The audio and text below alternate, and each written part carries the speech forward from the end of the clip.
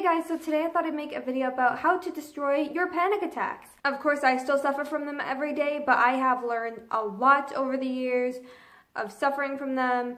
I always have suffered from panic attacks, just not nearly this bad and not nearly this often. So, I used to get them once a week and they would never be that bad at all, as bad as I get them now.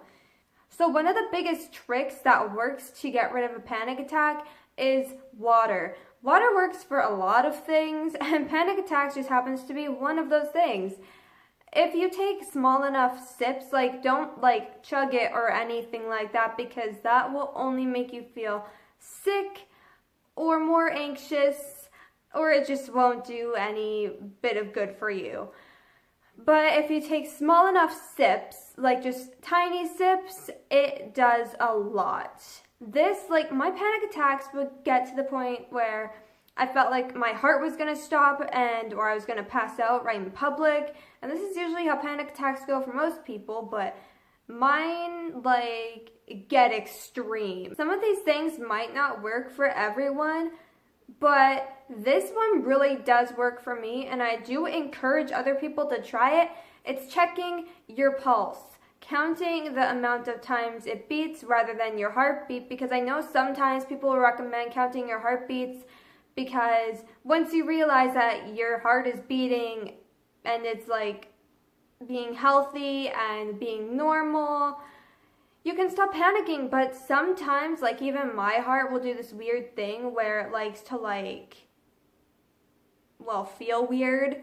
It's not that it's doing anything abnormal, and this is the thing with stress, it can do a lot of weird things to your body, especially when you're feeling a great deal of panic attacks. Sometimes I've panicked a lot more when I've been having a panic attack, and my heart, was beating so slow, and it's this is not normal. But I know that your heartbeat has to be fast for, normally your heart beats fast if you're going to have a heart attack, or faster than normal, I should say, but you can't let that freak you out either. You really have to get the right research, because if you look up about heart attacks rather than panic attacks, you are going to find a lot of the things you're feeling when you're having a panic attack, and that's not good for you or anyone else who's having a panic attack, because they are going to be freaking out.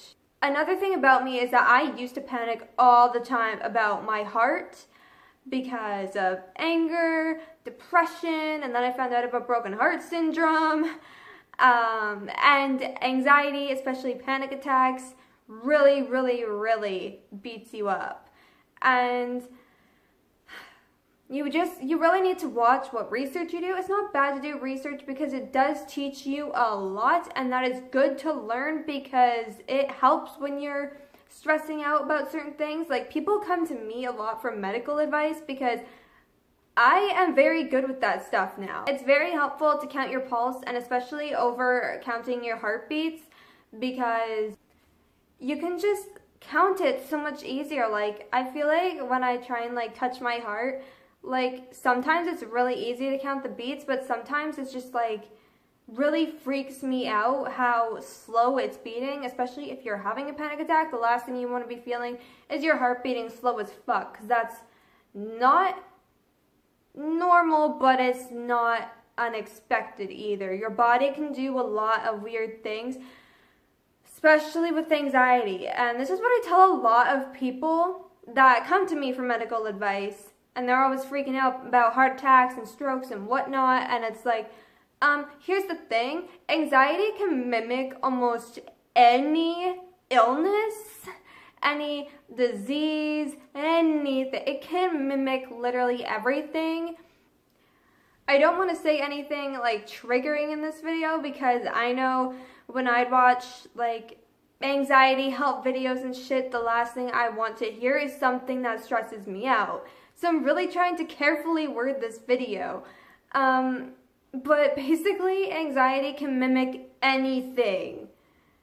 And you know what? Even deadly diseases. Oh yeah, it fucking can. It may not be able to do exactly what that disease can do, but it can hit it pretty straight on and show you some freaky shit and do some freaky shit to your body and make you believe that you're gonna fucking die.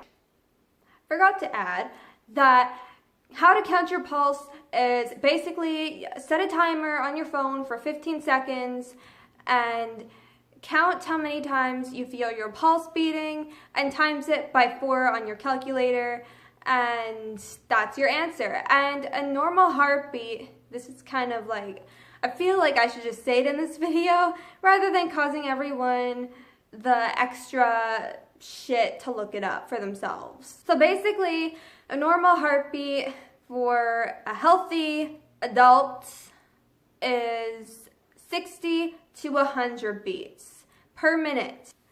But your pulse will also tell you how many beats your heart is beating per minute by just multiplying your answer by 4. But I find it really helpful because it's so much easier to feel your pulse than your heartbeat, in my opinion, at least for me. And it's just so much more stress relieving to do your pulse instead of your heart. So another way to destroy panic attacks is gathering your facts, because facts are very beneficial, and it's like people are always panicking about death during their panic attacks, or fainting are like the two biggest things when it comes to panic attacks. But you do really have to be careful about what you're researching.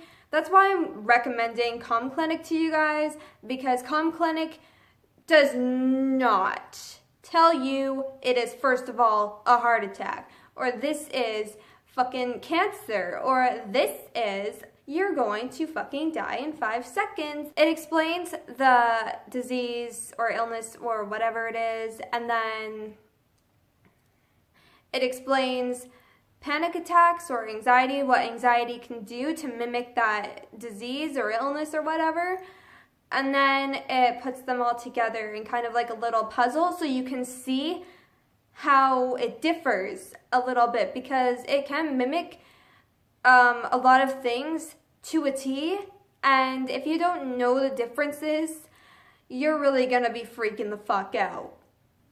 Another way of getting rid of a panic attack is walking around, because walking around, actually, it's like you're trapped in a fear state when you're having a panic attack, and what walking around does is it's like getting you away from the scary situation that your brain cannot define, because, well, you're not in a scary situation. It's just making it terrifying for you.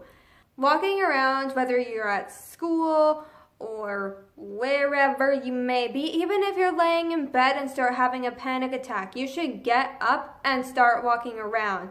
Even if it's just down the stairs to get water and go back upstairs, it's totally fine, because it will do a lot of things for you. When you're in a panic attack state and there's nothing to actually be panicking about, you need to get up and walk away and like move around, because that way it's like your body's getting away from the situation and it knows that it doesn't have to panic anymore.